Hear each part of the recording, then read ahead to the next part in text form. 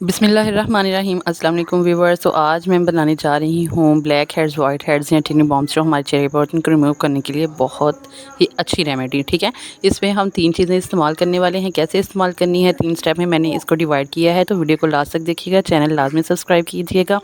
اگر آپ ایک کریٹر بھی ہیں تو بھی آپ کو میری جو ویڈیو ہے وہ فائدہ ہی دینے والی ہے، کیونکہ میرے آئیڈیاز پہ آپ ویڈیوز بنا سکتے ہیں، میں آپ کو کبھی بھی کاپی رائٹ نہیں بھیجوں گی۔ تو چلیے اب اپنی ریمیڈی کی بات کر لیتے ہیں۔ یہ جو ریمیڈی ہے بہت زیادہ ایفیکٹیو ہے، میں نے پرسنلی یہ جو ہے یہ یوز کی ہے، ٹھیک ہے۔ اگر آپ کی نوز پر بلیک ہیڈز ہیں یا ٹینی بامس ہیں، جیسے وائٹ کلر کے چھوٹے چھوٹے سے دانے ہوتے ہیں وہ ہیں، تو اس کے لیے بہت زیادہ زبردست ہے۔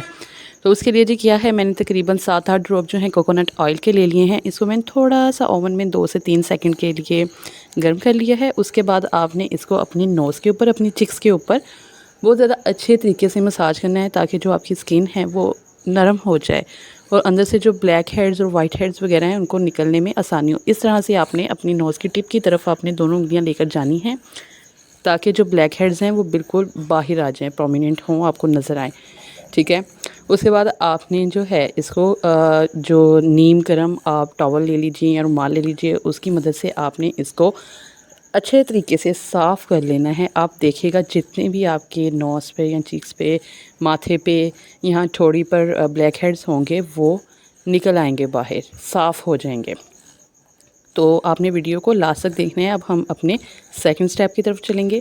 تو سیکنڈ سٹیپ میں آپ نے کیا ہے جی، کولگیٹ لے لیجئے۔ اس کو آپ نے اسی جگہ پر جہاں پر آپ نے کوکونٹ آئل کا مساج کیا تھا اس جگہ پر اس کو لگائیں۔